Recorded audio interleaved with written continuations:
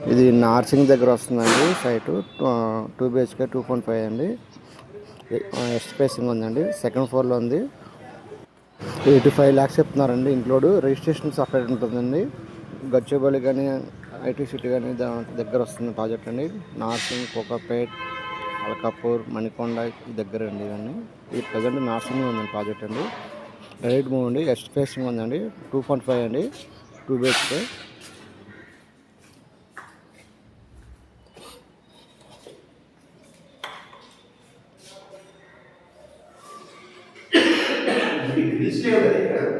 ఇంకా పెడతారు sir.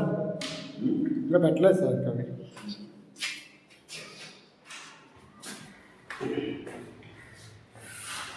Grills లేవు.